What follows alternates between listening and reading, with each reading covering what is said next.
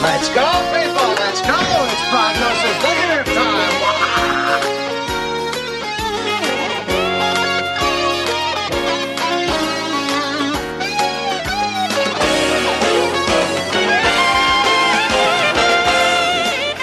Hi, this is Eric. This is Sean.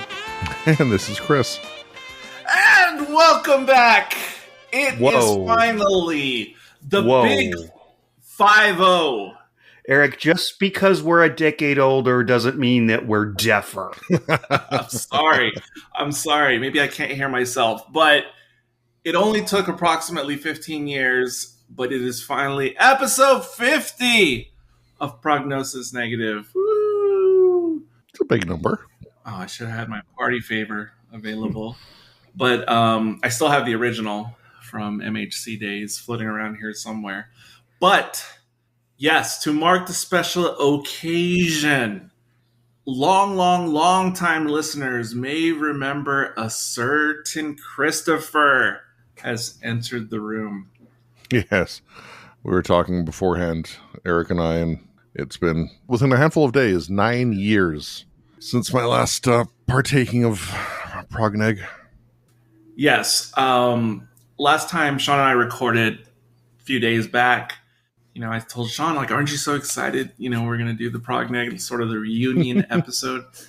And then Sean said, yeah, I haven't talked to Chris in ages. It's been about 2 years. And I said, you spoke to him 2 years ago? And he's like, yeah, when we did the last ProgNeg. Oh, no, sir. Oh, dear sweet child. That's not the way time works. I mean, Sean, even Best Picture podcast is...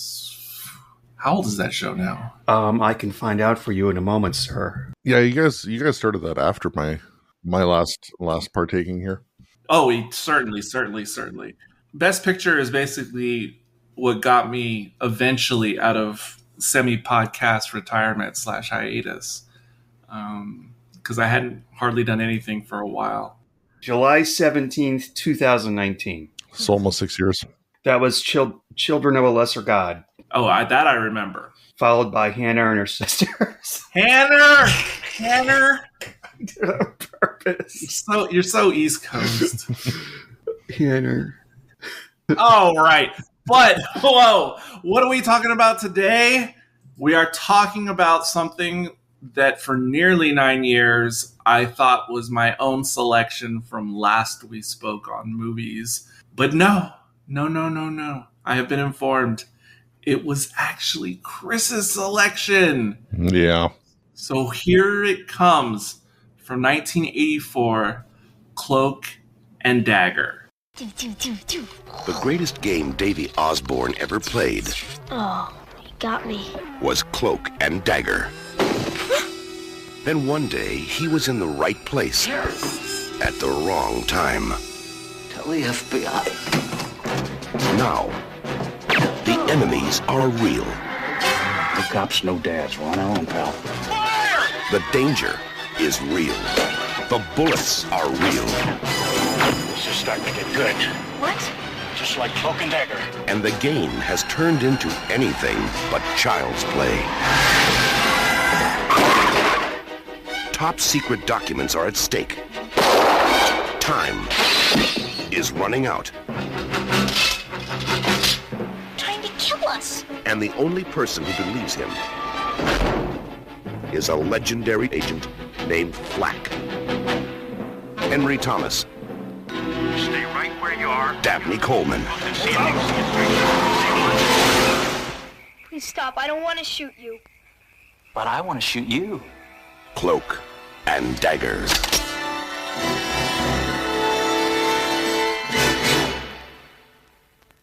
As you said that, as you conclude, Cloak and Dagger. It was almost like I present to you, and then the camera's going to zoom in.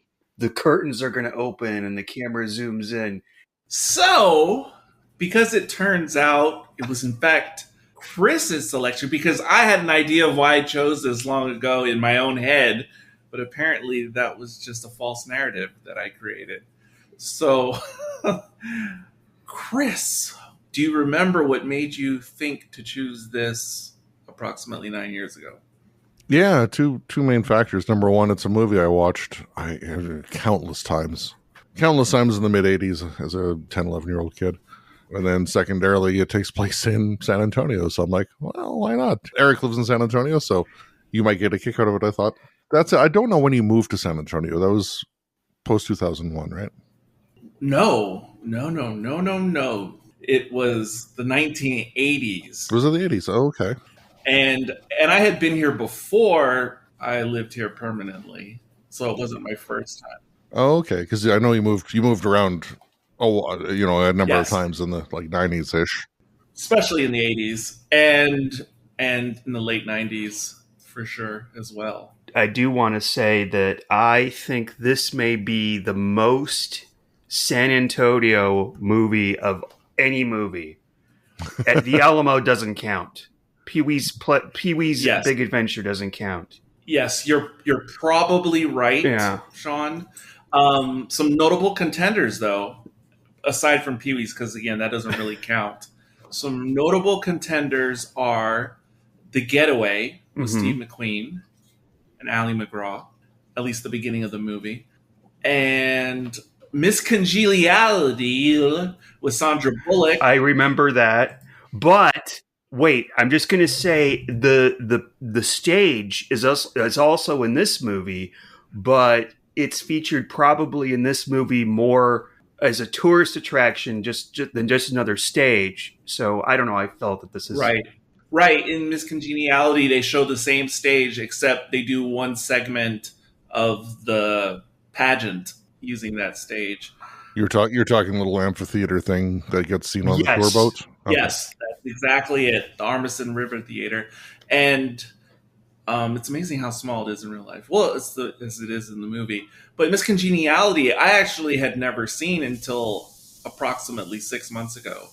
So I didn't realize how much San Antonio there was in it. Also, what's interesting is that Henry Thomas is from San Antonio. Dabney Coleman is from Austin. Oh, I didn't know that about Dabney Coleman. Yeah, and apparently this was shot in San Antonio because that's where Henry Thomas is from. So something to do with making it easier for him or some such. It helped, but actually I learned because I listened to the commentary. Ooh. Oh, excuse me. Which is sometimes informative and sometimes not, because the host is a little bit grating. I've been sitting around holding my dick for 9 years. You listen to the commentary. Yes, sir. And the host is interviewing Tom Holland. Who is that? No, not Spider-Man. The writer of this movie, who collaborated multiple times with director Richard Franklin. And Tom Holland said it was primarily because of him. Because first of all, he set the story because he wrote it in San Antonio, but he did that intentionally just because he had known a lot of friends here before and had visited here before and was just a fan of the city. So he set the story here, and then, of course, they ended up making it here as well. So, yeah, and it was just a bonus, to help loop in Henry Thomas. And I'm just going to say I was really happy to see the actual interior of the Alamo. That is the actual interior, right? No, they couldn't get permission to shoot inside, so it's the exterior, but the interior is a set or some other place. Did you read that somewhere? Because yes, I was 85, 90% positive it was the real interior. And I was about to say that the boob host on the commentary was saying it was not, that it was a Universal Studio lot. If that was a studio, it looked just like the real thing, because oftentimes when I see real locations recreated in a studio, they don't get the layout right. But I know the layout pretty clearly in my head, and the doors and the exhibits and the flags, it all looked legitimate to me. Like, okay, if it was a set, they did their homework because it looks practically the same. Yeah, on Wikipedia, it just says the Alamo exterior was filmed on location, but they weren't allowed to film inside, so they recreated the interior. So, well, top marks on the recreation because sweet. They got the actual details correct. I just want to congratulate you and thank you for not using the term chef's kiss. I've heard that so often recently. That's because you live in Austin, Sean. Yeah, that must be it. It's That's that it. Dabney Coleman talk there. That's why you experience all these supposed Texan things that I don't really experience in my area. Oh, by the way, one more San Antonio thing I just want to say. In the establishing shot of him and his friend on the walkie-talkies, you can see the San Antonio's best gay bar, the Bonham. You can see the back end of it, which might be appropriate. Well, one of the opening shots? It's the one where there's a parking lot in the foreground, and yes, the Bonham is on the right. You could just see the back of the building. Oh, I thought that was a different parking lot because it looked just like a parking lot that is really next to that building. You might be right. This is coming from Tom, so I don't know. Every time he's been there, I don't think that was the Bonham parking lot, but also Bonham is spelled Bonham for listeners out there. It sounds like I'm saying bottom, which is what I thought people were saying. Yes. When I was in high school, I and everyone else I knew thought it was the bottom. If they called it that, their slogan could be "Come to the bottom, it's the top," or something like that. Yeah, and in the old days, especially, it was that sort of club, by the way. But it's more open to everyone in present day. It's probably one of the only clubs that still exists from the old days. Oh, straight's got to take over everything. Hey, you got your whole strip now. Your own. I know. But the opening building, since we're talking about San Antonio, the opening building, it's the Tower of Life building, which for many decades since the Art Deco days of the city, for many decades, it was the tallest building in the city. And my cousin, who was a lawyer, he used to have an office in that building, like a little working office, because it's right next to the county courthouse. So... I mean, obviously they'd have a location scout and all that kind of stuff, but given the director is Australian, I mean, that's some pretty on-point use of San Antonio. Oh, I didn't know he was Australian. Yeah, Tom Holland said he did some location scouting with the director, Richard Franklin, ahead of time. But, yeah, of all these movies in San Antonio, and by the way, Knight Rider 2000 was very much shot in San Antonio television movie. Yes. Okay. And that has a lot of locations, of course, recognizable to a local. But this movie, I recognize every single place, even the unimportant incidental ones. Even when they do those scenes with rear projection where they're riding in the car and you can see behind where the car is traveling. Yes. And then they switch to the front. Most of them are geographically accurate, which surprised the heck out of me. Yes. And what street was that? Was that Broadway? Okay. One that they show a lot. Okay. It's amazing. Some of the signs were the same as when I was there years and years ago. I mean, yes. Years and years after this came out, but still a long time ago. Yeah, but even though I knew this was shot there, and I also saw it in the late 80s myself, but in those days, because I was younger, I didn't know the whole city like I know it now. So I would only recognize like the Riverwalk and Alamo stuff when I was a kid. But as an adult, I recognize everything, including I can easily tell every time they switch to a Universal lot, even like in certain outdoor scenes, but that's only like 8% of the movie, and like 92% is in San Antonio. Well, that's definitely one thing I wanted to ask you about is given this was shot, well, in 1983, over 40 years ago, is this like how much has the city changed?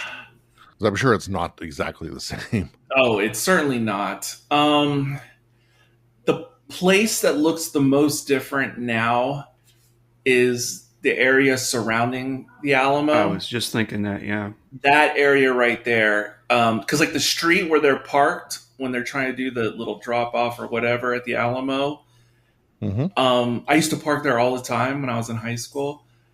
That street has been, closed to traffic for 15 years now. I miss the days. Actually, that entire square or plaza is now no longer open to traffic. But I miss the days when it was more accessible. Everything mostly looks the same. It's just if you came now, there's just so many more signs. You might see a random Starbucks sign or something. Yeah, and the area around the Alamo, there's a bunch of gift shops and shit like Ripley's Believe It or Not, Yes. and all that. Yeah, that stuff wasn't there at the time of this movie. And so that Alamo Plaza, as it's called, has a sort of like Disney-fied look, like touristy. And certainly it was obviously a touristy place in the 80s and 90s, but it wasn't so, I guess, commercialized is what you would say, as it is now. But most things are still very recognizable. And like when they show those shots of the Tower of Life building, although most of those old buildings still exist, but you would see all these newer buildings now and also other taller little skyscrapers in that vicinity that obviously didn't exist in the 80s. What are y'all's impressions of Dabney Coleman? Just not in this movie, but what do you know about him? I'm asking this because when I hear Dabney Coleman, first I think, oh, he just died. He died about a year ago. Second, I think, oh, the guy that was in 2 Columbo episodes, one time as a murderer and another time as a police detective, which actually the other person in that episode that was also in this movie is the lady who played the old lady, the old couple that ended up being bad guys. Yes. She was in the same episode as Columbo. So yeah, stick that in your TV pipe and smoke it. I'll say more about that old lady later. But Dabney Coleman, to be honest, off the top of my head, the only thing I ever think of with him besides this is War Games. And That's fair. Yeah, that's all that comes to mind. I'm sure I've seen him in other things, but War Games and 9 to 5 are the ones that come to my mind. Yeah, yes, that I haven't seen. I know he's in that. I always think of him, but I've never seen that movie. Yeah, I've never seen it either. And Tootsie I've only seen once. Okay, that's one more time that I've seen it. It's fine. Tootsie's fine. Might come up on the Best Picture podcast. Oh boy. Yeah, it was nominated. Oh, by the way, Chris, I know you're not a person with a lot of available time. Who is? But open invitation. I'll let you know what we're doing if you ever want to drop in. Love to have you. Keep me in mind, yeah. We're doing 1992. Yeah, that's our next new season that we're delving into on that podcast.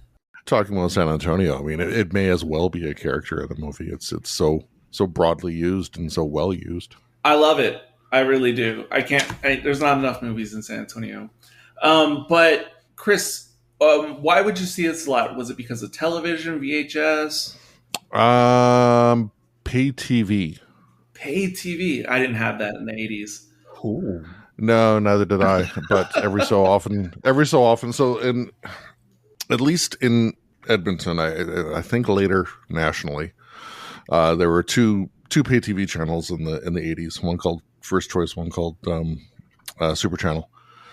And every now and again they would show whatever movies, and they would have free preview weekends here and there. And I'd catch this, I don't know how many times. I also rented it from probably the 7-Eleven or wherever a number of times as well. But wow, rentals at the 7-Eleven. But pay TV seems to be, I think, where I would have watched it more times than any other. Yeah, I mostly only saw it on free television. I think my dad rented it, and that might be the very first time I saw it. But then I would just see it on free TV. And I rarely saw the entire movie because I very much, when I watched it today, I very much did not remember anything about the airport. So Okay.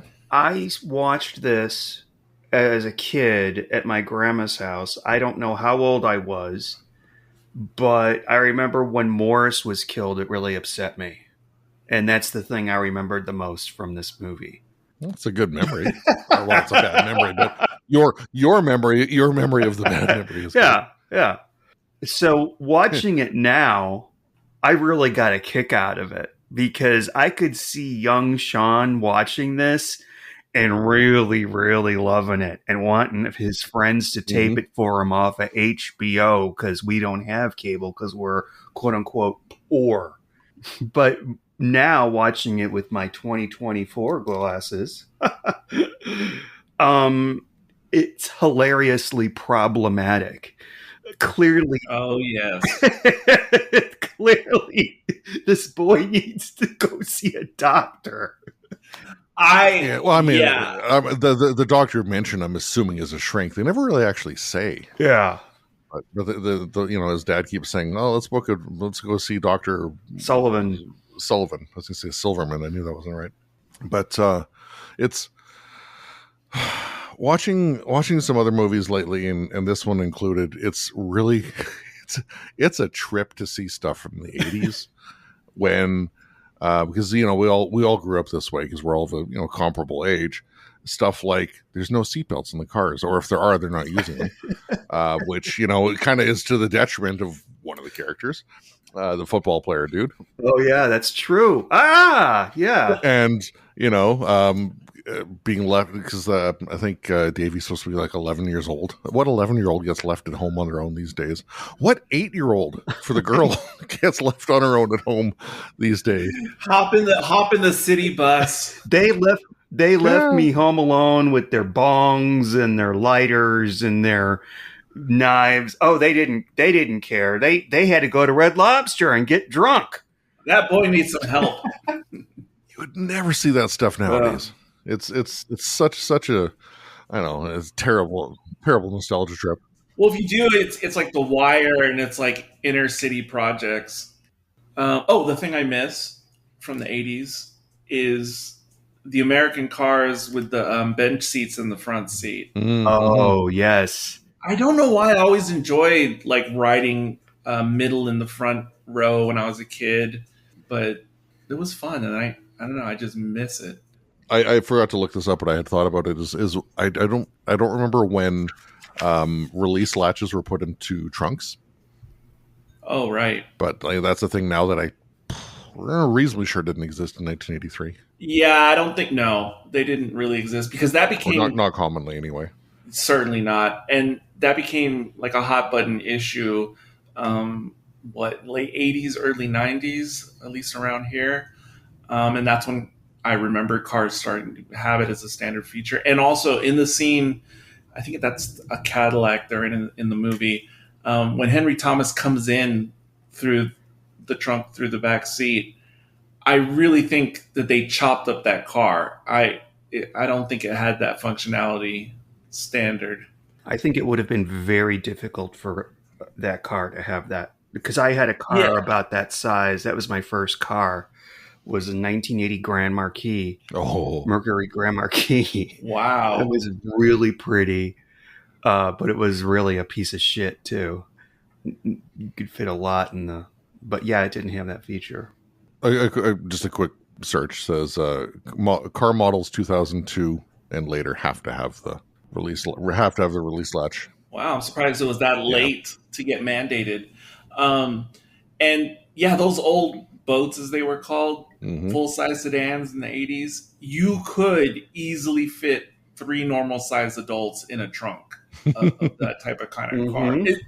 Those things were cavernous, like almost like half the water. Like if you filled it with water, even if they are little piggies like Morris, they'll still fit. You can still fit a child and a fit middle-aged man in there. Morris was big for the 80s, but he wouldn't be big for modern times. That's true.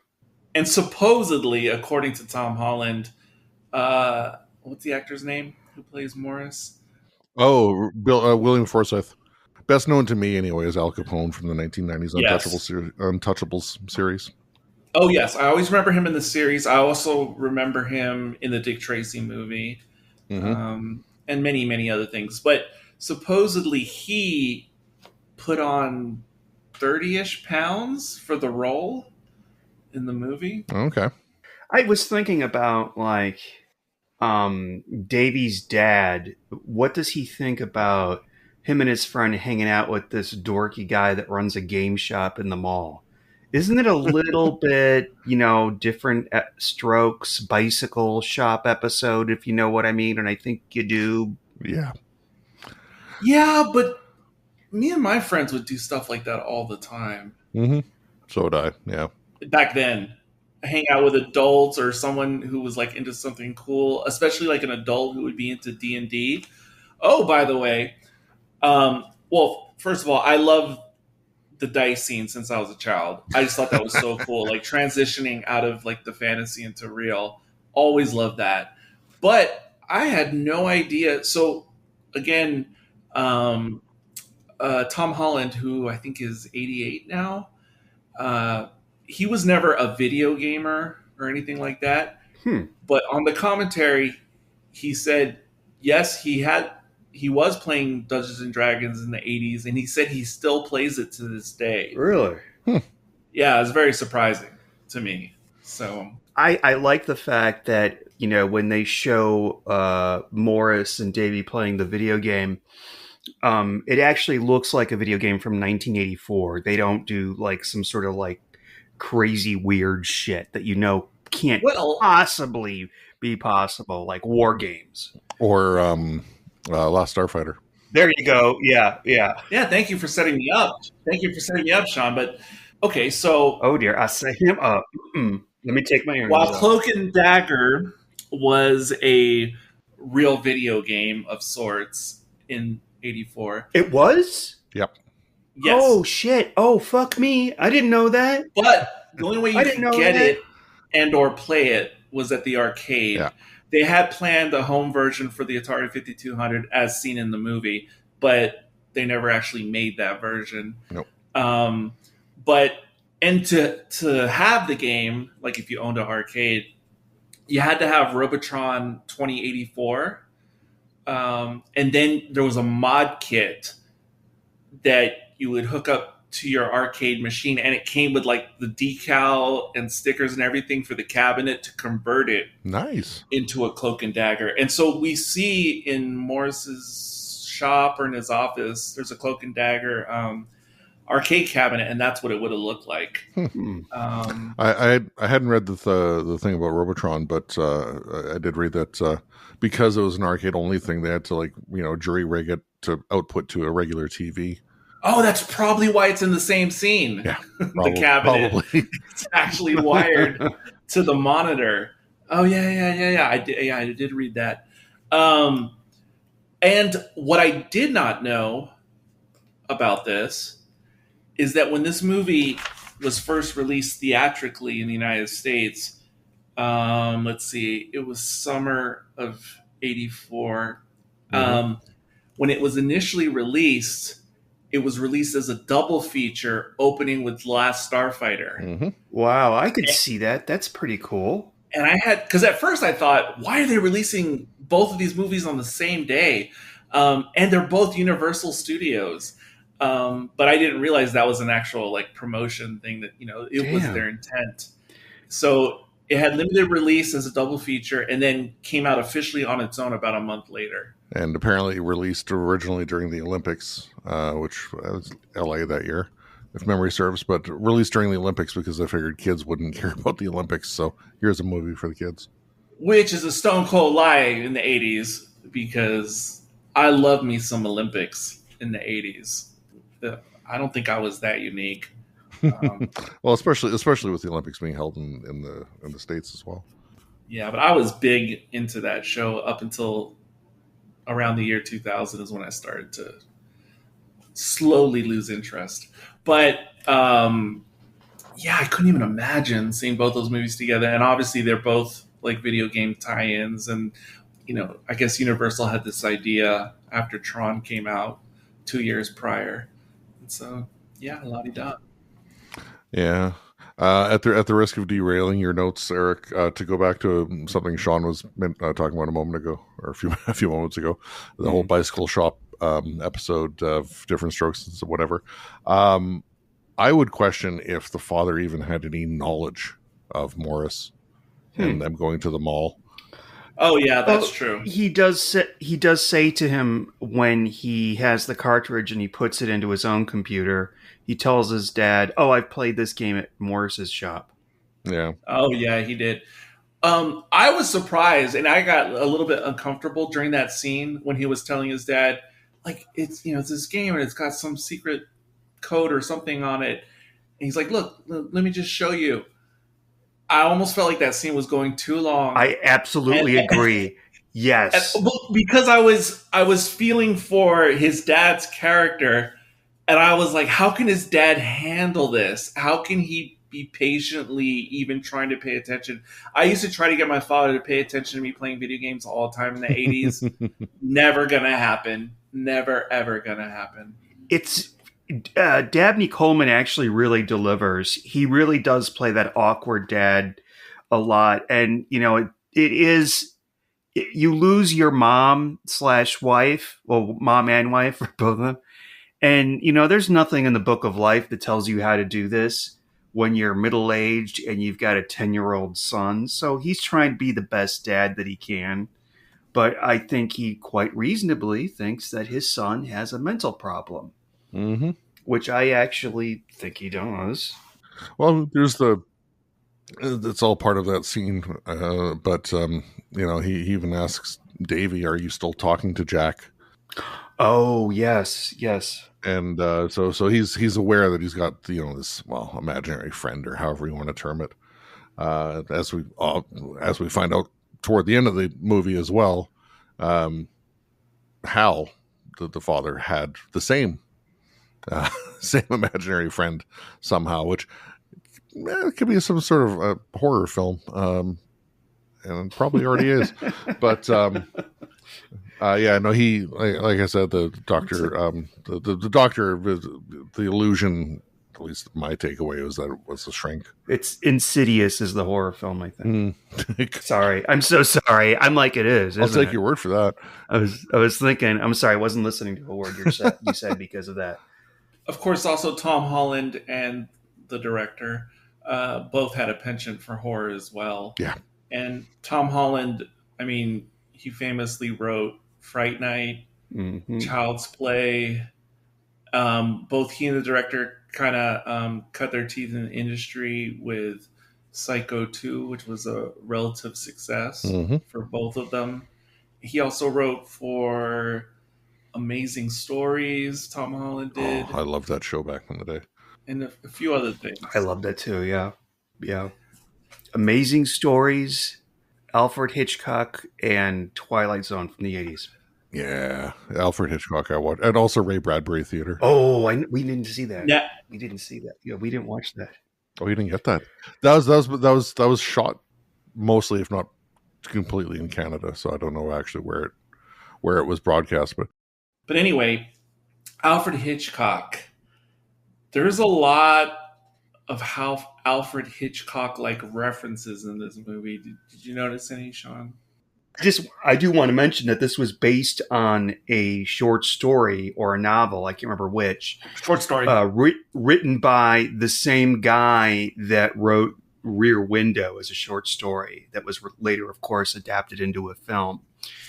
But a lot of this in this movie reminds me of the movie The Man Who Knew Too Much, where you have James Stewart and Doris Day on vacation in Morocco with their little boy, and their little boy is kidnapped by an elderly couple. Okay. Well, they're not that elderly, but I'm probably older than them. But I do actually recall that. And there's little things like the boat ride. Do y'all remember in North by Northwest, Cary Grant gets away from the bad guys while he's in a art auction by acting the fool. So they call the police, and he gets escorted out of the place by the police. That reminded me very much of the scene on the boat on the Riverwalk. I forgot about that scene, but also Yeah. I was going to say, when was there a riverboat sequence in North by Northwest? Yeah, they took that totally uninspiring and boring looking boat ride down the river. Yes, I was amazed that it only cost $125 for the boat ticket.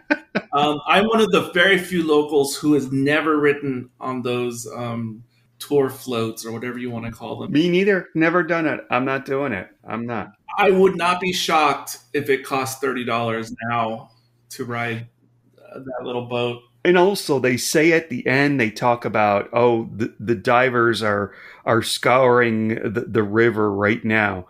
I'm like, I bet you that water is 2 feet deep. They don't got to scour nothing. Sir, it's close. It's average 6 feet. Oh, really? Oh, fuck me. Yes. Okay. It'd be kind of hard to get those boats out. I'm no ship scientist, but I would think it'd be kind of hard if it was only 2 feet deep. But yeah, never visit San Antonio downtown in January of the year, because every year, shortly after New Year's, they drain the entire downtown section so they can dredge it or whatever. And it's very not fun to go downtown when there's no water in the river. And you see all the trash and garbage and dead bodies and stuff in there. Dead bodies. He glosses over. But Alfred Hitchcock, I don't want to correct you, but here I go. Yeah, go ahead. It's all right. Well, you were kind of right on the original story, because Cornell Woolrich wrote the original short story, which was called... No, I didn't realize. I didn't look up his name and write it down. Which is called The Boy Who Cried Wolf, which was actually adapted into a movie called The Window in 1949, and was the main inspiration for this movie.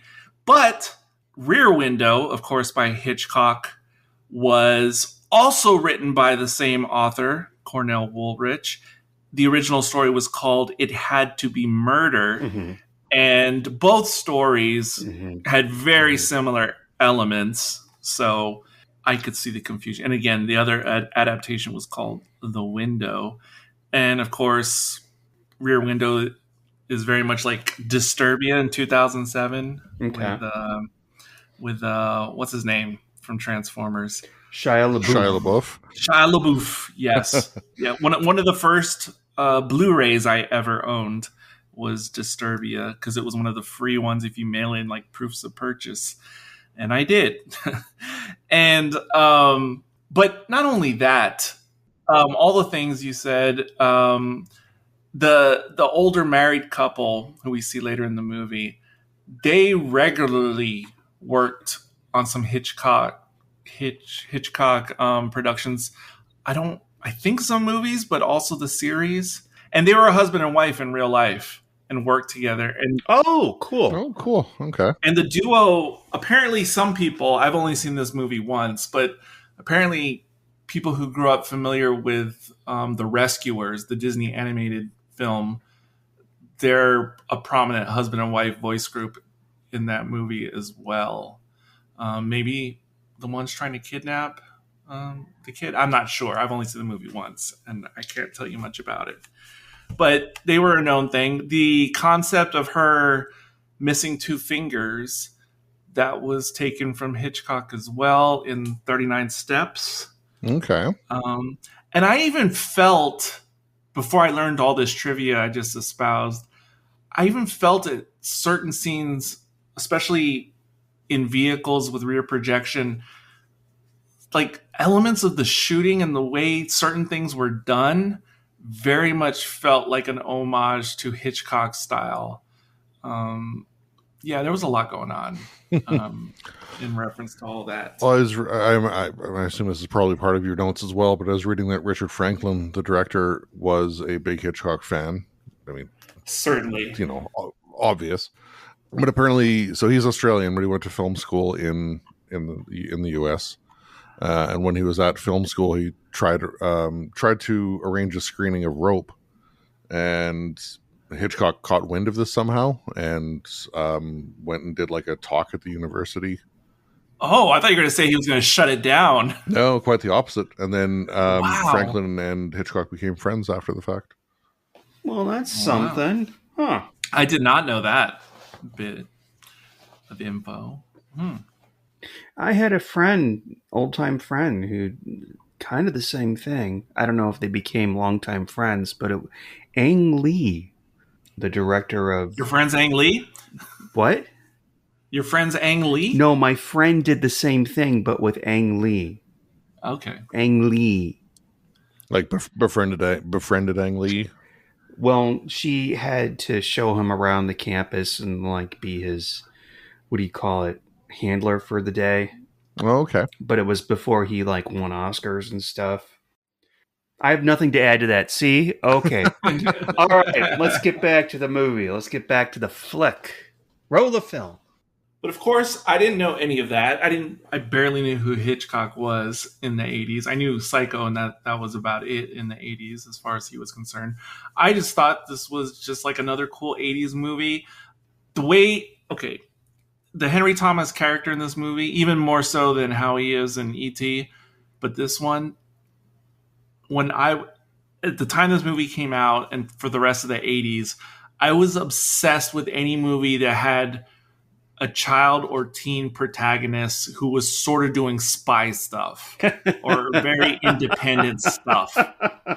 I agree. This was extremely up my alley. I had several backpacks throughout the 80s. I know I had one that was virtually identical to his red backpack in every way. Not because of the movie, just by coincidence.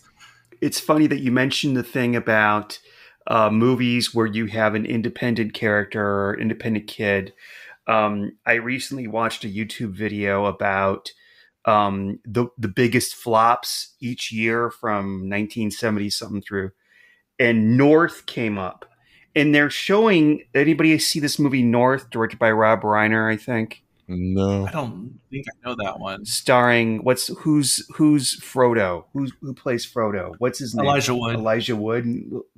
He runs away from his parents and he tries to find new parents. And I'm looking at clips of this movie. I'm like, well, this looks really good. I don't know what my point was in telling that story. It's okay. Now I know what North is. But obviously the movie bombed.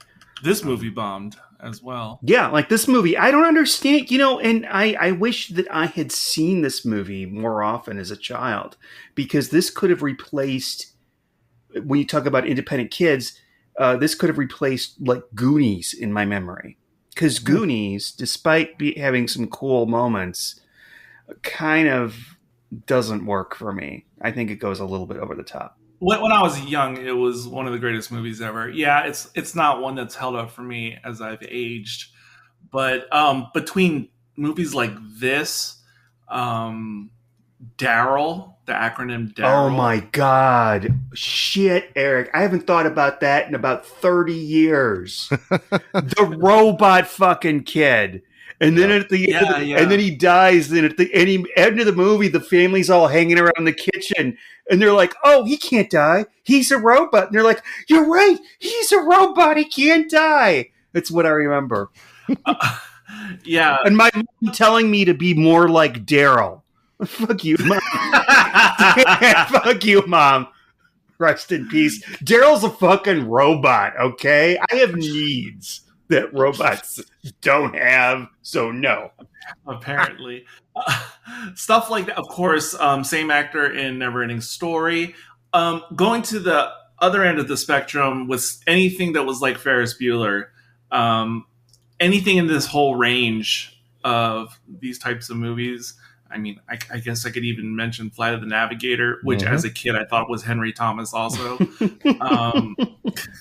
I did for a few years. I thought that was Henry Thomas. And young Sherlock Holmes, and that one was all right. I don't know why I'm shelving these things all in their same subgenre. But I got to young Sherlock Holmes later when I got slightly older, and it was still cool. I would have loved to have seen it at the time it came out. Certainly, I was more of an Encyclopedia Brown kid Oh, yeah. Oh, they never had a movie. Did they ever have an Encyclopedia Brown TV show? Not that I'm aware of. They would do the thing in the stories, wouldn't they? Where it's like, Encyclopedia Brown knows who it is. Do you? And so you know that you've been given enough information before you try to figure out who did it or what happened. And yeah. Oh, I remember one of the ones, one of the solutions to one of the stories, because there was somebody who had trained his dog to be like a bull in a bullfight, and this guy would like wave his red whatever cape or whatever. But Encyclopedia Brown knew it was a hoax because dogs are colorblind, so the dog wouldn't know it was a red cape. There was other clues, but that's the only one I can remember. Dogs are colorblind? Okay. Yeah, they are. Well, yeah, they are. They only see in a 2-color spectrum as opposed to a human 3, and so they can't recognize the color red. They see like in yellows and greens. Yeah, the more you know. And then we had such classics as, of course, E.T. and I'm trying to think of some more, but I can't. Other E.T. was great. Stranger Things type movies with kids that are in the leading roles that go on adventures. Explorers. That's a really good. Ethan Hawke, River Phoenix. Oh my gosh. Explorers was one of my favorites because the girl he had a crush on was such an 80s babe for my age group. No, but E.T., the problem with E.T., I have incredible nostalgia for it now as an adult and have for a couple decades. But when it was the mid to late 80s, E.T. felt old. And it felt like, for someone my age, it felt like for like something like from my childhood. I know I was still a child, but that was like, that's for little kids. And so, it was like the newer stuff and stuff in 86, 87, whatever. At least that's how it worked for me. Okay. Now, okay. Is this a movie that anybody nowadays from whatever age group should want to check out? Or is this really more a nostalgia situation like for us? Completely nostalgia for me. I think it's completely nostalgia for me because when I started watching this, I'm like, this is so fucking stupid. I fucking hate this so much. When he's in Russia, and then you realize like, oh, and then I was kind of mad. Well, not really mad. I mean, I knew that Chris picked this, so them's the rules. I'll watch whatever. I was like, oh, okay, fine. And then I just started getting into it, and I started getting into it more and more. And I'm like, okay, I'm rolling with this. I'm into this now. I don't feel like my time is being wasted. And then it did this thing that I fucking hated. And that was when Dabney Coleman, Jack Black. Is it Jack Black or Jack Flack? Jack Flack. Jack Flack, okay. Jack Black. Because I swear I heard Jack Black sometimes. Sometimes I heard Jack Flack. Maybe you have the hearing thing I have. I don't know. You got checked out. But I hated when he makes like his ghost figure appears in front of the bad guy and the bad guy shoots him. The green screen, yeah. Oh, how that was so stupid. Okay, so now he's real, but he's not real because you're gonna wish him away. No, he's not. And wait, he's your dad. I mean, you don't have to be, Eisenstein to figure out that. The reason that Jack looks like his dad is because he wants his dad to be a little bit more like Jack. He emulates him that way. But he wants his dad to be more involved in his life. Full stop. Yeah. It doesn't break the movie for me, but you're right. Though it is, you take on a movie even if it's fanciful, and it sort of establishes its rules. So it does make one wonder why they sort of broke one of the rules of the universe, of the movie universe up to that point. It's kind of confusing. Yeah, it's a strange choice. I'm not sure that they broke anything, to be honest. So the bit where he looks, all ghostly and whatever, That's a limitation of either the budget or the technology at the time. I'm fine with the effect, but what are they trying to say? The effect itself looks really, really janky. But when he gets shot, like, he doesn't get shot because, of course, he doesn't exist. And then I took it anyway as Davy imagining that he got shot by the bullets, hence the bleeding.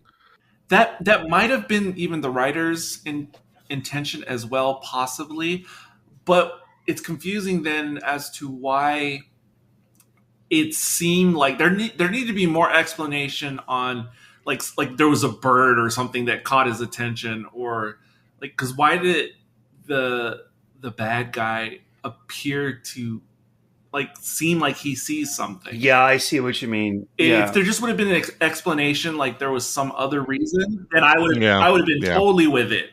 But it was as why did he shoot in that exact spot? Yeah. Yes, that's the part that I find troubling. That's maybe it's explained and we all somehow missed it. But I mean, that's reasonable. I dare say. One thing I just want to make mention of while we're talking about like the dad and whatnot is there's in the early part of the film when they're in the stairwell at the office building,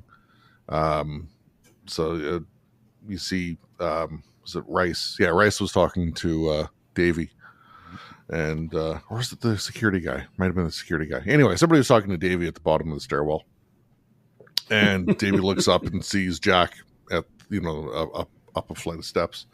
Yes, and nobody else sees him because of course he doesn't exist. But elsewhere in when they're on the stairwell, there's bits where he's looking at a mirror, panes of glass with reflection. Yes, Whatever. I've watched. I don't get it. What am I looking at? I wasn't sure what that was supposed to indicate, but obviously he saw the thugs beating up people. Mm-hmm. So I'm assuming it's just I don't know. Yes, I know the scene exactly. Yeah, they were trying to show that because he was having conversations with Jack right then and there, but then when they go to that shot, you would clearly see that he was standing by himself, and then when they would do the close-ups, Jack was right there next to him. Yeah. So that was one of the clearest examples of obviously Jack doesn't exist. Oh yeah. But on top of that, so there's the when Jack and Davy are both in the scene, but only Davy is reflected a few minutes later when they're having the conversation in the kid's bedroom, just before he takes the games away and whatever. There's a shot where Davy's got this mirror in his bedroom. You see him, but the camera's positioned just far enough away that you can't see the father. So I just took that as a directorial. Oh, that's flair, parallel, whatever. That's interesting. I didn't notice that one. To kind of start drawing this comparison between the two characters. Very good. Yes, I applaud the very good catch. And I will say that security guy down there in the lobby, he was the most bona fide San Antonio native based on voice and accent. He's right. Because Henry Thomas doesn't sound like a local because he probably lived and grew up in a gated community or Alamo Heights, either one. That's the old rich neighborhood in San Antonio. No, he was born in San Antonio. No, I know. Well, yes. Alamo Heights is a municipality. Oh, okay. Alamo Heights is the frou-frou section of San Antonio where Tommy Lee Jones lives there. He doesn't live in Alamo Heights. Oh, he doesn't? He does live in... No. Because Alamo Heights is right close to the zoo and Broadway Street and all those other places in the movie. Tommy Lee Jones lives somewhere like out in Bernie area or something like that. Like away from the city. But anyway... no, but that guy is 100% a local. Who knows? Maybe he was actually a security guard at the Tower of Life building. I don't know. But that guy sounds genuinely local, and nobody else in the movie does, really. I thought also that scene did not age well. A kid running around in public wielding a gun, albeit a fake one in the story, but... Even in Texas? No. Hold on. No, I believe it reflected kind of what might or could happen, which is, yes, a security guard would get upset and tell you off, but it wouldn't go any further than that. And I used to do stuff like what he was doing all the time when I was a kid in public places. I mean, again, it's the 80s. Parents were neglectful by nature, or so it seemed. No, what's nutty about the 80s, to someone older watching, just don't go past the viaduct and come home when the lights go on. Yeah. That's what I was told. And also when I was younger, I didn't do it all the time, but I did it many times where I snuck past security checkpoints in buildings, out on the street, just because I didn't have any identification on me, or I was afraid I wouldn't be able to pass through. Shameful. I never got. Oh, I got caught once, and again, it was like barely a slap on the wrist. At that age, just to throw this out there, at that age, who had identification then? Like nowadays, okay, fine, maybe somebody might have something, but like when I was that age, like there's no driver's licenses, there's no state IDs, there's no, who passports probably weren't a thing, and even if they were, for him, he wouldn't carry it around. Well, I can answer that, so people know I'm not making things up. The main reason why I had a lot of these encounters or ducking through areas. Now, I imagine at the airport, you just need some identification to get through a checkpoint, or be with your parents. But because I grew up a military brat, and I just saw a sign yesterday, so it's still the same rule. Every kid who was 10 or older had to have a military ID. And when you were under 10, you had to always be with your parents at all times, anywhere. And just like all the other kids, I was independent as anybody by age 6 or 7. And so I would have to sneak around checkpoints all the time as a kid. And like I said, I only got caught once. But that's the point. I mean, you there's no way you would ever have, you wouldn't have ID in the first place to even carry it around. Right. Well, yeah, you're right, though, for most people, most places. But yeah, the thing that would shock maybe younger viewers with that scene is that still in the 80s, you could have toy guns that look more realistic. They didn't have the big orange tip or were like some funky green color. Yeah. They just looked realistic. Was it? And by the way, those old cap guns they used to sell at Kmart, I would get one of those every month. The one that had like the 6-shooter cap thing that you could throw in the back. Oh man, I always had one of those. Was it when somebody robbed a bank with a Nintendo Zapper gun? Oh my god! Is that when things started to change? I don't even remember that story. That's such a poor choice. That's stuck in my brain as when things started to change. I would have used the Super NES bazooka, obviously, clearly. Well, that didn't exist at that point, but yeah. You're right. In the 90s. The super scope, as is called. I often had like a cap gun or a water gun in my backpack. Sure. I always had a knife on me. Okay. Since elementary, like a pocket knife, Swiss Army knife, which upset teachers and parents at different times because I would always have it in my bag, even at school.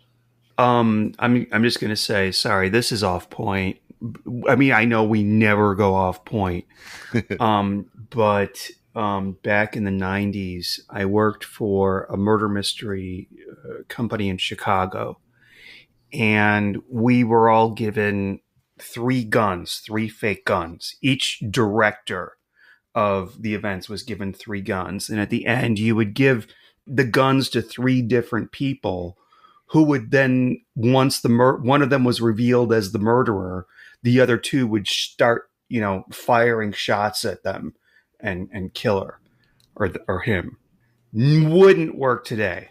I actually thought about it. I said, hey, Tom, what if instead of having people, stabbed, I could actually have somebody fire a gun in another part of the house? And he said, no, don't you dare. Someone's going to get shot. Or somebody's going to sue for some reason. Yeah. So I'm sorry. That would be hilarious if people started drawing their own personal weapons. If that happened, that would be amazing. Yeah. Yeah, go to Walmart in rural Texas if you want to see a random person wearing an open 6-shooter like they're in the Wild West. I used to see it all the time when I lived in the country parts of Texas. But yeah, it's kind of a silly movie now. I'm not gonna lie. It's nice though. I mean, it is silly, but it's nice. The story in many elements, like, did you know the old couple was going to turn out to be who they were? Yes. Yeah. Well, I mean, I didn't really. you first see the wife on the boat, on the river boats, just kind of looking at Davy very intently. Yes, I did see that. And I didn't remember them turning out to be the bad guys, but I remembered, they're important characters. But obviously the story, unfolds as it does. You see, I didn't remember them at all from the movie as important or otherwise. And so they were new to me today. And I still didn't even get it, when they had the whole Alamo scene. And I thought, is this like another weird movie plot convenience that he has the exact same type of camera bag? Yeah, I didn't think anything of it until like maybe a minute before they revealed themselves. And I was like, aha. Yeah, not until she not until she started laughing and stuff and then pulled off her glove, and then I was as duped as anybody. Because it's kind of a trope, and it's been done before. That's why it's a trope, Sean. But like I said, the movie that I mentioned earlier, Hitchcock's The Man Who Knew Too Much. It's a nice couple out on vacation. Oh, let us take your son out, and boom, they're gone. There's other movies like Taken, I want to say, but it's been a long time since I saw that. I say Taken, and all I can think of is Liam Neeson on the phone. I'm a man with various in a meme. Yeah. I do like the misdirect, red herring, whatever you want to call it, of one of the bad guys is missing 2 fingers on their right hand, but you're never going to think it's the woman. Mm-hmm. And she's always wearing gloves. Yeah, which should have been a dead giveaway. I did start looking at their hands at one point. I remember that now, and he wasn't wearing gloves, so you could clearly see he had all 10 fingers. I think she did do 2 technically, but since it was gloves, I'll let it go. She didn't have any drooping fingers on her gloves that you would have if you're. Yeah, I don't know what. Right. Yeah, like it was masked well enough. Yeah, but pretty. Speaking of plot conveniences, one thing. One thing I noted down was when Davy gives Rice the game cartridge at the Japanese gardens. Rice looks at it, and on the back is the sticker for the game store. When Davy gets the game itself, it's shrink wrapped. Oh yeah. So yeah. Either it's just a gaffe of some sort, or Morris is the kind of guy that'll open stuff up, do whatever with the inside, and then re-shrink wrap it. I've definitely known people like that over the years. I don't know. But it just seemed a little, because the purpose of it is to act as a dead giveaway that it's not the right cartridge. But it just, that part didn't really sit with me. Yeah, that's a good point. I like the scene when they first unscrew the back cover off the cartridge, or they mostly call it the game tape throughout most of the movie. Only towards the end do they finally say cartridge in the airport. But I guess I didn't, but I guess it makes sense that some people would call them game tapes back in the day. No matter what it was, my stepfather would call anything a tape, whether it was a CD, a DVD, an actual tape, a game cartridge. Everything was a tape. I think it goes back to the days of radio and 8-tracks and stuff like that. I think that's maybe. I'm guessing that's where it became popularized. Like for anything you slot in like that. But anyway, they take it apart. And I like how he's looking at the back, and all there is like a heat shield. but he's like, oh yeah, this processor's not going to supposed to be. He's just pointing at a piece of metal. It's like, what the heck? What is going on there? And he plays the game until he gets 1 million, whatever, however many points. 329,000. Yeah. And then it reveals, these are plans. Really, we don't need to know. They showed us a little bit too long for my taste, but okay. They had to show off the vector graphics. That's just it, though. But I like how there's a sound effect, like, ooh, there's like a pulsating sound effect. I think you're possibly both right. They were showing off what they could do, but yeah, that was definitely a little more than we needed to get the gist of it. And of course, the stealth SR-71 Blackbird was like the most famous plane just about in the 80s, amongst others, but especially that one. It was a weird coincidence how his father was in the Air Force and worked with planes. Yeah, my cousin used to live near y'all. When I say y'all, I mean Eric, because I'm sorry, this talking about this movie's making me feel so Texan. Yeah, he worked at Kelly. He was in the Air Force. He would teach young cadets how to fly, and he worked at Kelly Air Force Base, the same place where this guy worked. Yeah, and he said Kelly Field, which is like the old name, Mm-hmm. and of course Kelly doesn't even exist anymore. As a Air Force base, it still exists mostly. Wait, shit. Then why did I call it Kelly Air Force? I thought that was still the name of it. Not anymore. It was. Okay. They changed the name in the late 90s to Kelly USA, and now it's called San Antonio Port USA or something like that.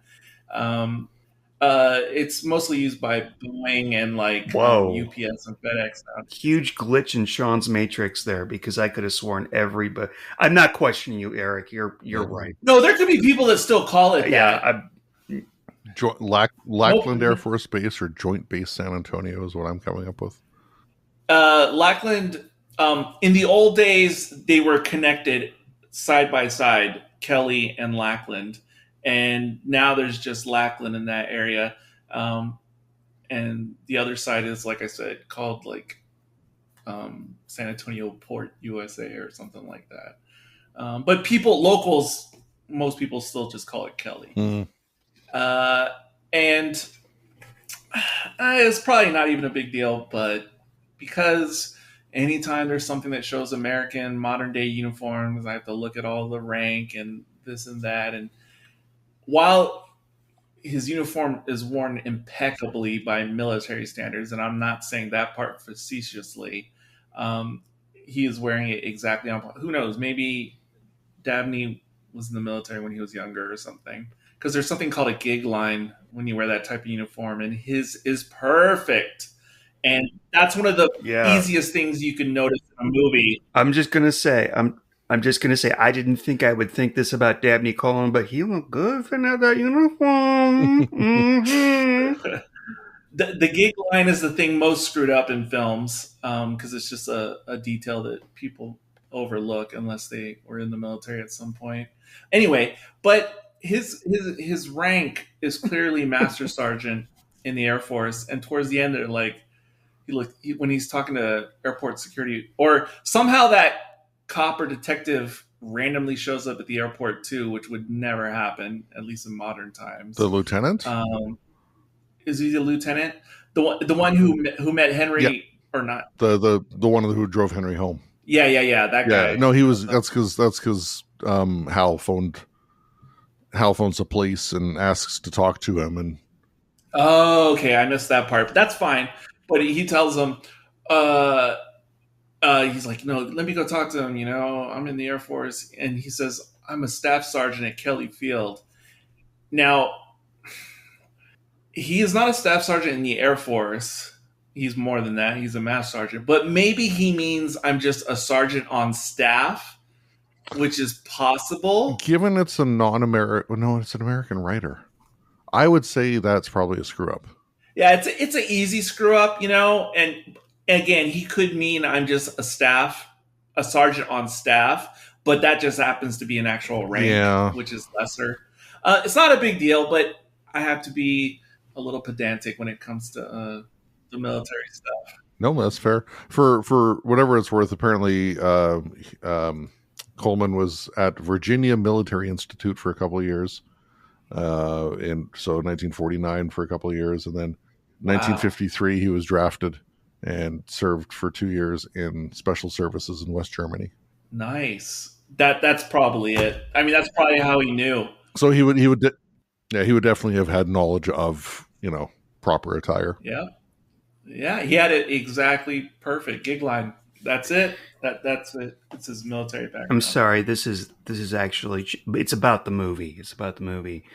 But was that Louis Anderson? Do you know who I'm talking about? Yes, it was. Yes, it was. Okay, cool. That's credited as taxi driver number 2, I think.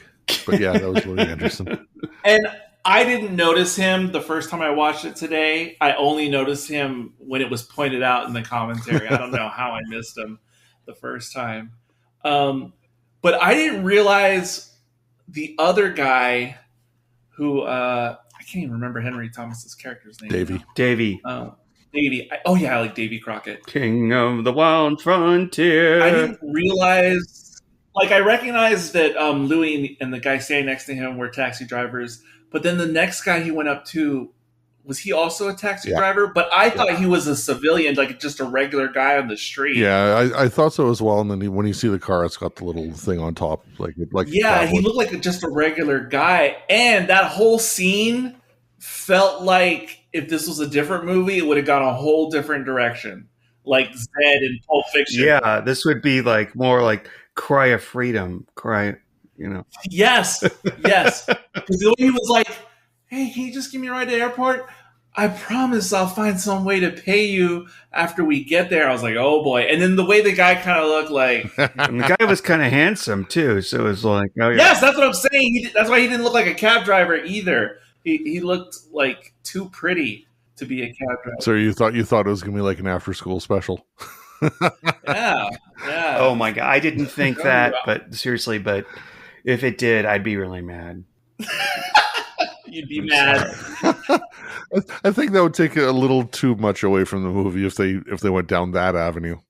Also, I think the pricing was wrong for the bus ride. 75 cents? To the airport. Yeah. I think that's a bit much for 1983 San Antonio.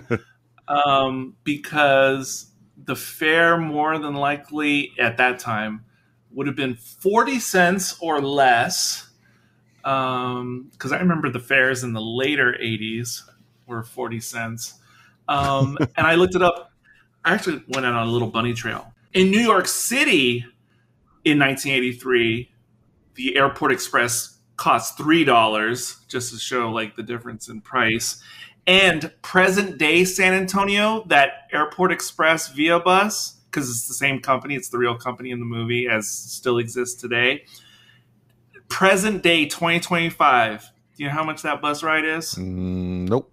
$2.60. Wow. That's pretty cheap. $2.60 in modern times. We still haven't hit New York in 1983. Wow, full fare, $1.30 regular. Yeah, nowadays $1.30. For what it's worth, I just threw San Antonio bus fare in 1983 into a Google search, and take it with a grain of salt, obviously, because it's the AI result. But it says in 1983, the bus fare in San Antonio, managed by Via Metropolitan Transit, was likely 75 cents. No, was not. Also, if you were a student in the late 80s of any type, college, high school, whatever, middle school, it was 20 cents. And sometimes the driver would just let us on with a dime if that's all we had. That's insane to me to remember. But yeah, that's completely insane. I mean, the movie would be a lot different if the bus driver let him on without his pass or without having, money for the fare. Yeah, what a dick. Lots of bus drivers will let people on. Yes. Kids are not. I remember me and my friend Michelle, when I was about that age, went on, and he starts explaining, well, what you got to do is go over there and buy, you know what? Never mind. They're on the house tonight. Here, take one of these transfers. They can be really nice. I'll tell you, kids. I'll tell you one of my idiosyncratic memories of riding the bus. And they had this exact same chain receptacle, not chain, change receptacle as they do in this movie. They had the same one throughout the late 80s and into the 90s here, where all the change sits on top of that metal plate. So I guess the driver can count it, and then they just flip a switch and it all goes down. And sometimes, they would let you pay with paper dollars. You get no change back or anything, but sometimes you just did it. And I just remember how many times someone would put $1 in, and I would just see it still sitting there every time he flips the flap, and it would just be sitting there. It's too light to fall down the coins. Just such a weird memory. I always noticed that every time it happened. Yeah, I remember that. Or people shoving bus transfers in there, and the same thing. They just kind of sit there, and never fall down the. Oh man, I rode the bus for 3 years before I finally figured out how the bus transfers worked. So dumb little me, I was too afraid to ask, so I would just keep paying a new fare every time I transferred. If in Chicago I had it all memorized for the particular line that I always used, it was either the blue line or the red line, and I just had it memorized. But if I was plopped into that situation and didn't have any resources, like when we went to, I don't know if it was London or Paris, darling. We went to London or Paris. They had really clear instructions on where everything was, and I was able to understand it, no problem at all. In my opinion, both metro systems or even bus systems are quite excellent. Yeah, for actual mapping and where it goes and how to read it being easy. New York, however, is a whole different thing. New York has them all. It just looks like a plate of spaghetti. It's really complicated. I couldn't. Just looking at my notes here, one thing I just want to go over, forgive me for talking about the movie, but oh my god, there's I know, right? Just one other thing in my notes I wanted to get out there is toward the end of the film, because Jack is modeled on Hal. So Jack is gone. He gets shot, whatever. Jack is gone. And so when Hal boards the plane, that's basically him becoming the replacement for Jack, because he's now heroic and, doing things for his son and, whatever else. But it's a redemption bit, basically. And he's also got the crushed Jack figurine in his pocket as well. So it's just him stepping up when he's needed as Davy's dad. Yeah, certainly. And if for nothing else, I'm glad I rewatched it now because, like I said, I have no memories of the end or even the old couple in the movie. In my brain, before I rewatched it, the movie ended after the shootout under the bridge. And so I like now that it exists as a complete story because I never really knew what the point was. If you would have asked me yesterday, what was the point of the story? And now I know. And I'm going to mention one thing, and I'm not trying to gain social justice points from this or anything. But first of all, anybody who shoots a rat, well, first of all, there's good reasons to shoot a rat. It's kind of cool. They'll eat your shit. They'll burrow under your shit. But usually if I'm outside and the rat's outside, I'll leave the rat alone. But I don't really want to see the rat explode in a, what do they call that? Like a squib. I don't want to see it explode like a squib. I think it's sort of like an unsung or unsworn thing about in horror movies about killing animals. And I think this one applies because it was a little bit too graphic. And I know what the long, double standard is. Like, oh, you could watch any Saw movie and see somebody have to cut off their own arm. But you can watch that. But I don't know. It is what it is. Wait, I don't remember the rat scene. Yeah. When Davy's in the tunnel in the dark trying to hide, He's prepping for the one bad guy to shoot the other bad guy. Okay. And the one thug, not Rice, the thug. Yeah, he just pulls out his pistol and shoots. I thought it was a cat originally, but yeah, it's a rat. That's wild. Now, funny, Sean, you didn't bring this up in other movies we've reviewed where we actually saw real animal death on screen in the movie. Which movies? The one I can remember off the top of my head is when we watched Patton. Well, the horse could have been dead, but it was a real horse. They killed the chicken. They killed a chicken on screen. I saw that. It doesn't really offend me. I think that bringing up animal death, or more importantly, pet death, has to be handled very gingerly. I'm so sorry. I don't want to mix these two things, but the robot revolution episode of Doctor Who, when our alien invader, just kills a cat. Oh, it doesn't matter. It's a cat. Yeah. It's like, I forgot you did bring it up when we did the Doctor Who episode. And I think it was Josh that used the word tacky. I mean, I don't want to say offensive, but I think tacky is a really good word. I forgot you guys were both of you highly offended by the cat situation. Yeah, that was kind of gross. I don't understand why they made that decision to keep that in there, because I think there's a Venn diagram, and I think that there's a Venn diagram comparing Doctor Who fans and cat owners, and a lot of it overlaps. All my experience tells me you are correct about that Venn diagram. Speaking of the thugs, besides the football player, Eloy Casados, he's one of those guys who I never really knew, but he's just one of those very stereotypical 80s heavies, goon, henchman. He's just one of those guys. Okay. Is this the one that died? The Hispanic one. It's the one that shot the rat. Oh, okay. Yeah.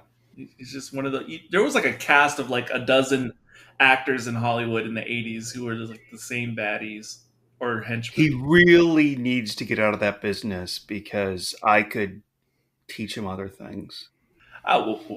What? Continue. You mean like how to host a murder mystery party, or? Yes, that's it exactly, Eric. That's it exactly. Okay. If we're still nitpicking, not really. We aren't really, but the one biggest goof in the movie, or thing that broke reality for me in the movie, is that I especially thought about it and noticed it at that same scene down by the river, the shootout. But it wasn't just that scene, it was throughout the movie. But in that scene, both the main baddie, not the main baddie, but the main of the three men, the boss of the three men, he and Henry Thomas are both wearing jackets. And I don't care that it's nighttime in that scene. San Antonio is extremely hot in the summer, day and night. You will never see anyone, except for like high school goth kids for some reason with their black hoodies. But other than them, you would never see anybody wearing a jacket day or night in the summer months of San Antonio. So that was the one thing that broke reality for me. Okay. I was just imagining how much the actors had to feel hot and were sweating on set during all the scenes, because Henry Thomas wearing that red jacket practically the whole movie. I don't think they said when the movie is set, or if they did, maybe I missed it. Oh, the very beginning, opening, it says San Antonio summer. Oh, okay. San Antonio, Texas summer. It was apparently shot early August, early October, so it was shot during summer. Right, but the only cool months here are November and through the very beginning of March. Outside of that, no jacket, no time, no way. I'm just scrolling through doesthedogdie.com, just looking at various actual animal deaths in movies, and there's a fair amount. Wow. If we had a poll for the listeners, who out of the three hosts is most likely to be a closet serial killer, I think it would be a tough choice, to be honest. I don't think there's a clear. Why are we talking about this? I don't know. I'm just yes anding Chris. Okay. Anything else we'd like to say about this movie? Because mostly it's just reminiscing on the 80s, and I guess, because me and Chris, this movie held a similar place for both of us. And I certainly enjoy it now, but it is extremely in my wheelhouse, not only because I'm familiar with it, but because I'll watch any 80s movie at home, especially ones I haven't seen before. And it's very difficult to find a wide release 80s movie that I can't enjoy to some degree. It's been a fun bit of nostalgia watching this again for the first time in I don't know how many decades. The copy of it that I watched was not great. I mean, I think it was supposedly a Blu-ray copy anyway, but there was so much noise on the picture that it was very difficult to watch. So when I finished watching it, I just sucked it up and ordered the 4K Blu-ray. Yeah. I finally thought, I started saying, okay, we should finally do this, do this episode after all this time. I started saying it back circa 2021 because I started bringing it up again to you guys once I saw that a 4K release was going to be released. And I thought, this is a sign. Like, now's the time. And here we are, 4 years or so later. But I was so excited. I got the Vinegar Syndrome release, and it's 4K UHD, whatever. And it looks good, but it's not one of those show-off 4K discs. Oh, okay. They did some cleanup, but it's not Criterion level cleanup. Like, there's certain areas where you're like, oh, you could have done something there. So it's just it's very clean for the most part, nice representation, but it's nothing like other notable 4K releases from the 80s or other decades. Okay. So I was a little underwhelmed. I had read that there was a new print off the 35 mil, and the 35 mil. Yeah, the 4K was done from a new print off the 35 mil negative. But the main review on Blu-ray.com gave it 5 out of 5 for both. 5 out of 5 for both video and audio. So what? Yeah, that's just wild. There's so many, like I said, like older classical movies or whatever you want to call them, archive films on 4K that really do shine. This one's fine; it's passable, but it's not going to knock your socks off. And I'm sure it looks better than any other release that's ever been before. But it's not like a full Criterion in my opinion. Yeah. But it's not Criterion either. But whatever. It was good. It was good. And I appreciate the commentary, even though the host was a little bit overbearing at times. But imagine that. I don't know how many times he said shit or fuck on the commentary. And you could tell the host was very anti-woke when it comes to film and television, because he kept talking about all the great things they were able to do in this movie. And yeah, again, it was rated PG at the time. This is before PG-13 was a thing in North America. And the writer said, Tom Holland, that they could practically do anything they wanted in terms of putting kids in peril and danger. He said the only rule you could not break back then on TV and film, for the most part, although I know some exceptions exist, you just couldn't actually hold or place a gun by the child's head on screen. But he said outside of that, they could kind of do whatever they wanted. Okay. I given he, brandishes the gun early on, and you see it's a water pistol because he fills it with fake blood. But I'm glad that they actually put it to use within the confines of the story. Oh yeah. I mean, it's because it's a literal Chekhov's gun. Oh yeah. It reminds me of a movie that nobody saw in the late 80s, Gotcha. Oh, I remember Gotcha. Oh, based on the actual toy or whatever you want to call it that exists. I even remember the really, really dire NES game based on the film. Oh wow! I never saw Gotcha Gun in real life, but I wanted one. But yeah, good times. I'm glad to discover today that you selected this. That's wow. That's I love it. I love it. Well, yeah. If we have nothing else, we can rate the movie. Alrighty. All right, we're going to rate this out of shot rats. Out of 5 shot Wow. rats, do you give this? Okay. I am going to give this, because as much as I have nostalgia for it, I'm not going to go crazy with my rating. I'm going to give it a nice and solid 3.5 shot rats out of 5. All right. Oh, real quick, I left out our sponsor, not sponsor. Pardon me. I always announce this before my own rating. But Oh my God. according to Rotten Tomatoes, this movie, with the critics, for which there's very few on the website for this, it holds a 67%. Okay. And on the popcorn meter, as they call it now, with the audience, it's at 56%. And unfortunately, we only have the AI synopsis and nothing else for the little blurb. So there we go, Rotten Tomatoes. Sean, what are you rating this movie? All right. This movie, I explained it before, how it misled me kind of at the beginning to make it think it was so hokey. And then we have David coming in as the protagonist, and obviously Jack Black is a father figure for him. And what precedes is a pretty standard, like, you know what? It is so, you know what it reminds me of, guys? It reminds me of a choose your own adventure book. Sure. Yeah.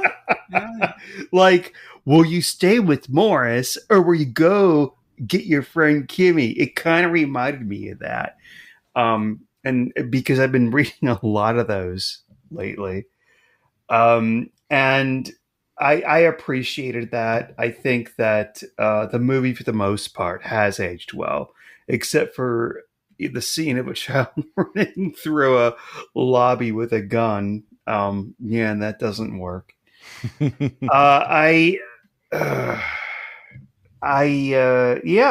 for the most part, yeah, pretty good. So I'm going to give it I'm also going to give it a 3.5 out of 5. Okay. Nice. If I could say one more thing you reminded me of, Sean, about the movie. I like that, yes, it is, the target audience was certainly someone our age at the time. But at the same time, while it feels like it's a kid's movie, it doesn't feel like a kid's movie, especially in the modern sense. Because certainly something like this type of story could be made or is made nowadays, but it always comes off, if it's now and it's this subject matter and this suspension of disbelief, it's always going to feel like a streaming movie or a Disney live action, like to network or streaming movie. And it'll have this really, like this feel that if you're just a regular adult, you couldn't take serious. I like how this is made by serious filmmakers. And it's made like a real movie, not only to appeal for kids or something like that. I think it's great. I don't know why my friends sort of, introduced this movie to me. I just don't get it. I don't know why this wasn't a big thing. They'd rather watch stuff like The Goonies. And The Goonies looks really cool. And I'm willing to speak for all three of us when I say we've all gone on quests as kids. We've explored the forests, or the thing under the highway, or even worse, the sewer or anything like that. And then to find treasure that's all really cool. Yes. But for me, that's all in the Goonies, but it sort of like falls away in your hands after after a while. Like, it doesn't make a lot of sense. It's yeah. Don't look too closely at it. Yeah. I really like the piano or organ scene, the organ scene where what's her name, Plummer, has to play the organ or they'll die. Yes. But Yes. you know, it works on that. It works on a level of stories of. I've mentioned this before. Stories of that kind that I can't think of off the top of my head, but we've mentioned them, like The Last Starfighter and E.T. and Because Goonies is more like a mainstream for any American kid or kid. And this is, I could see this being more appealing to kids who are quote unquote nerdy types in the 80s. Absolutely. And, you know, the whole beginning feels like a Roger Moore James Bond film from the 80s. And you know, they have to say the whole, it could be the Russians and whatever. And then the guy's like some type of Arab diplomat, whatever. Not Russians, Soviets. Oh, yes, of course. Of course. What am I saying? And yeah, all that spy stuff. Again, I always had walkie-talkies when I was a kid. I always had fake guns. You know, all that adventuring stuff. Did all that. Really went to the sewer. There was a movie where it's not Red Dawn. I think it's called Ruskies, where there's 3 or 4 kids, these boys that discover a Russian paratrooper that it's Arnold Schwarzenegger, and you know they bring him to McDonald's and they make friends with him. I really want to see that again. I never saw or heard of that movie. Yeah, that's the thing. Yeah, I remember that one. There's great stuff that Arnold Schwarzenegger made in the 80s and 90s that everybody. I thought I knew all the Schwarzenegger movies from the 80s and 90s. No. Are you sure he's in this? Because he's not coming up as one of the main cast. Yeah, I don't. Ruskies. I don't recall Schwarzenegger being in that. Okay, I was wrong. I go Whip Hubley as Misha. Okay, never mind. I'm so sorry. I will go to embassy tomorrow to explain. Okay, last but not least. I'll wrap things up. Fairly solid story. It's definitely a product of its time. The story would not unfold in remotely the same way if it was made now. Oh, at the time of the commentary that it was recorded, which was 2021, I believe, the writer Tom Holland had said that Will Ferrell was asking him for permission to do a remake. Interesting. I don't know if that's still a thing on someone's back burner, but Will Ferrell wanted to do a remake. Okay. Would Will Ferrell play the Dabney Coleman role? I have no idea, but I'd imagine yes, but I don't know. I don't know. He might just produce it. I'd totally watch that, but it'll probably suck. Okay.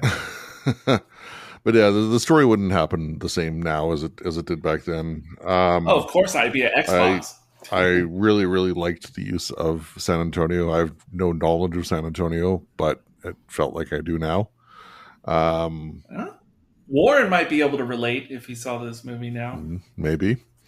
The biggest thing that I dislike is just how quickly it wraps up, and there's stuff that gets brought up that doesn't get explored. Like they catch the old people at the airport, and okay, that's it, done. The dad's a hero now and whatever. But there's some, I don't know, maybe it might be too much, but there's some story that could still be told, as well as there's the one brief little bit about it seems like the kids are going to try to set up their parents, and that never happens. So it's a bit of a rush job at the end, but I'd say if I had to, 3.5, somewhere in that range. So if I have to pick one, I'll say 3.5, just to go with the flow. Nice. That's 3 podcasts in a row I've done where we all had the same rating. Good acting. Pretty solid writing. Very solid directing. Apparently Dabney Coleman was on record saying that he would get people coming up to him a few times a year, just saying, thanks for playing that role. And the the whole father-son, distant the distance, the wedge that was there becoming getting removed. Bit of a happy ending, but that's to be expected, I think. Yeah. A few hanging chads on this subject. The little girl, Christina Nigra, played by Christina Nigra. Oh, I'm sorry. I forgot to bring her up. But go ahead. Yeah, she's most known for her role in the Twilight Zone movie, and that's what got her the role in this movie, because they saw her in that. Yeah. I'm just curious, like, if this was a real story, I feel like that girl would be something else in her 20s and whatnot. I mean, I really wanted them to drop her off that cliff. I couldn't stand her. What a fucking whiny bitch. I was like, get her off the screen as soon as possible. And Davy's risking his life to save her. I couldn't stand her. Go ahead. I'm sorry. Was any part of that the lisp that she had to make her seem extra cute? Perhaps, I don't know. I don't know. That's all I'm going to say. I thought she was fine. I thought she was exactly what they wanted her to be in the movie. And yeah, speaking of places scenes in the movie, scenery, locations that pretty much look identical nowadays, the Japanese sunken tea gardens, that looks like it could have been shot present day, and it looks exactly the same. So yeah. And if you want to know the outdoor scenes that were very clearly, to me, not shot in San Antonio, that would be, of course, the opening scene, which was a famous Universal lot that got bulldozed or something in 2013. But it's like in a lot of movies. The city street where the cabs are, and I believe it's the same city street they reuse when there's sort of like the car chase towards the end of the movie. That was a Universal New York City backlot set up. And you could tell because there's only one small street in all of San Antonio that looks anything like that, and I know it wasn't that street. And so there's no way that was here. And then the airport, that is not at all the San Antonio airport. Even in the 80s, it wasn't like that. Yeah, that airport looked really ropey. Yeah, the interiors were certainly another Universal set, but the exteriors, the commentator said it looked to him like the Long Beach airport, which, sure, I've never been there, but he's probably right. No, but if they did some stuff in LA, then at least that's, in the area. Yeah. Oh, and also the mall interior. I was like, what mall is that? There's a lot of wood paneling in that mall. Have you been to that? Oh, yeah. To be fair, our malls had wood paneling in the 80s that looked similar, but I could tell it wasn't a local mall here. That's actually the Glendale Galleria, which is something that is featured in tons of television and movie as well. But yeah, there we go. And that is Cloak and Dagger. And we have one more thing. Longtime listeners will remember something we used to do back in the day when it was just the three of us on Prognosis Negative. But someone gets to choose the movie that the three of us will discuss next time. And that person will be Sean. He starts it off like it's some sort of like fucking ritual. Like we're gonna put our dicks in a line and see, who can't, Ever since Ed Wood, when Chris first guested, I want to say he's the one who sort of like made this a thing. Oh, it's like some sort of Masons thing. All right, I have picked a movie, and it's not as if all three of us will ever get to talk about it. Eric, you're being very optimistic. It's a Canadian movie. Ooh. And it's sort of a zombie movie, and it's called Pontypool. I have no idea what this is. How do you spell that? Pontypool? Yes, that is correct. I think you've seen it. Like the Welsh 2008 film. Canadian psychological horror thriller directed by Bruce McDonald. Okay. Never heard of it, Nope. but I'm excited. I would have thought. I know that Kat has seen it, but okay. It is definitely up Kat's alley. That's for sure. I'll have to find out if written story by Tony Burgess. There we go. No relation. Yeah. Okay. Cool. And I should think it'll be Tony Burgess. I should Aesthetically boring. Is that him? Is that the Chris Burgess guy in Terror of the Autons? Eggs, they're boring. I can't do it right now. Aesthetically boring. I don't remember the line well enough to say yes or no. I'd like to think this will happen in less than a year, even less than 6 months from now. According to the interwebs, for those who are in Canada, apparently this is free to stream on CBC Gem. There you go. CPC JAMA. That sounds like the Gem. Jamaican station in Canada. Well, we've come to it. Closing out the show today. This is Eric. This is Sean. And this is Chris. And until next time, The balcony is yours.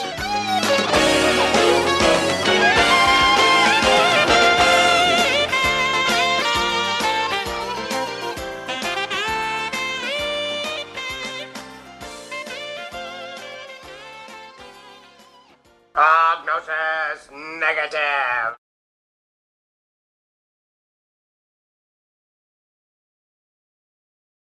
I'm just loading up a few web pages to get prepped. So I've got the IMDb page for Cloak and Dagger up, and so it's auto playing a trailer. It looks like it's like 18th generation VHS. It looks so terrible. Yes, I've seen it. I use IMDb for my fake notes, and I was looking at it earlier. The one for Cloak and Dagger. And then it cuts into a widescreen, actually not too bad image quality version. Yes. Oh, wow. I can't believe you chose this. Mm-hmm. It makes sense now. We're still there. Yeah. Because I'm looking at the VHS quality trailer. Yeah. Henry Thomas. I have to always remember he's Henry Thomas because there's a famous personal injury, Thomas J. Henry here. Oh. That's funny. I'm very familiar with both, and I never thought about that before. Huh. Interesting. Fucking asshole. You can just not call him Henry Thomas. Just refer to him as the guy from Suicide Kings. The guy from Suicide Kings. What? I don't know what Suicide Kings is. Christopher Walken film. 1997. Oh, I was thinking Suicide Squad in my head. Suicide King. So was I, but I knew that's not what he said. Yeah, no, Suicide Kings. If you haven't seen it, highly recommend. Well, when it comes around to your pick, I've definitely seen the poster before. It's so optimistic. I've definitely seen the poster, but I have not seen the movie. And every time I see the poster, it makes me think of that Tarantino scripted movie, Reservoir Dogs. True Romance. Yeah, you know what? Me as well, actually, because he's got that small part in that movie. Mm-hmm. Fantastic scene. Okay, what else do I need? I don't think I've seen True Romance in ages. You know, I don't like to question people's fandom, like furries and all that, but I did meet a gentleman one time at a murder mystery party that had a Chucky tattoo on his arm, and I commented on it, and he goes, "Oh, I have more."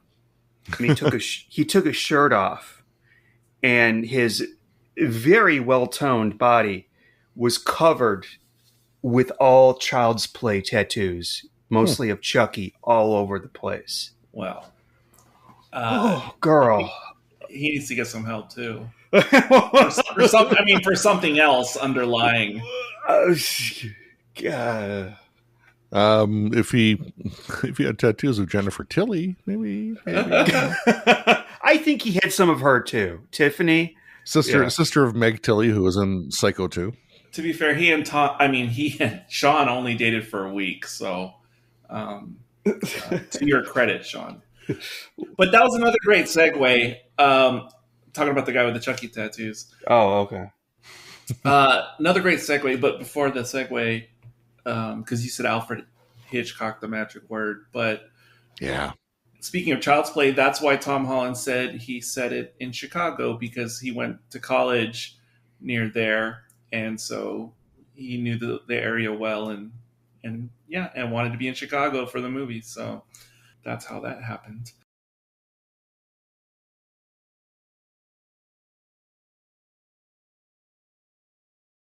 I was more of an Encyclopedia Brown kid in elementary. Oh, yeah. Oh, they never had a movie. Did they ever have an Encyclopedia Brown TV show? Not that I'm aware of. They would do the thing in the stories, wouldn't they? Where it's like, Encyclopedia Brown knows who it is. Do you? And so you know that you've been given enough information before you try to figure out who did it or what happened. And yeah.